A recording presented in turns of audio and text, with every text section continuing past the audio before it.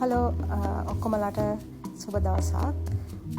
අපි අලුතෙන් මේ සිලිං ස්පූන් කියන කන්සෙප්ට් එක පටන් ගත්තේ අපේ කෑම හදන අයට සින්දුවක් කියන ගමන් හරි සින්දුවක් අහන ගමන් හරි තමන් කෑම හදන එක එන්ජොයි කරන්න ඒ විදිහට වෙන්න ඕන හින්දා කන්සෙප්ට් එකක්.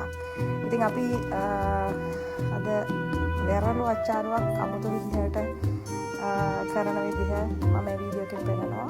ඉස්සෙල්ලා වෙරළු ටික තඹ ගන්න ඕන.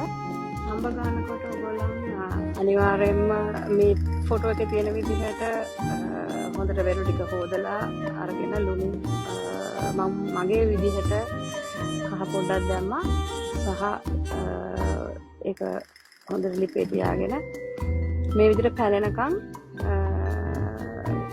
වෙරළු ටික තඹලා ගන්න.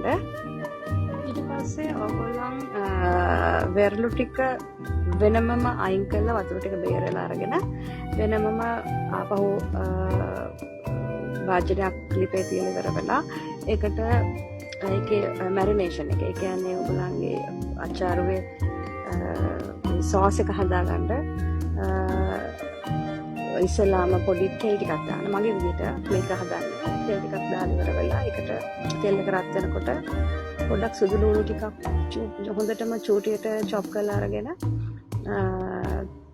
ඒ තෙලේ පොඩ්ඩක් දුර පාර වෙනකම් බැද ගන්න. ඒකට ඊට පස්සේ කැලිබරි සෙට් කරන්න.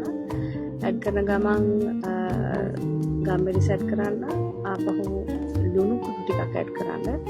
ඊට අමතරව ඔයගොල්ලන් බ්‍රවුන් ෂුගර් ඒ කියන්නේ දුඹුරු සීනි වලින්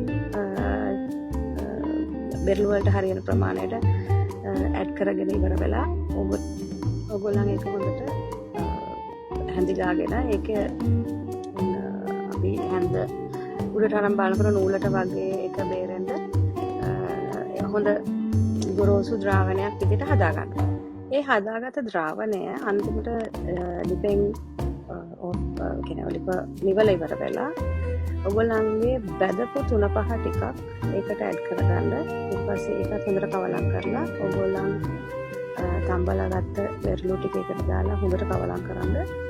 හොඳට කවලම් කරලා ඉවර වෙලා මේකට කිසිම විදිහකින් වතුර එකතු වෙන්න දෙන්න එපා. මොකද වතුර එකතු වෙච්ච ගමන් වෙරළු එක සවුත් වෙන්න පානවා. එතකොට දැන් අපි හදාගත්ත දාලන්ට හොඳට දාලා මම මේ ෆොටෝ එකේ තියෙන විදිහට කලර් එකක් තමයි එන්නේ ලස්සන. ඊට පස්සේ ඔයගොල්ලන්ට මේක තියාගන්න පුළුවන් ඕන තරම් දවසක් නරක වෙන්නේ නැහැ.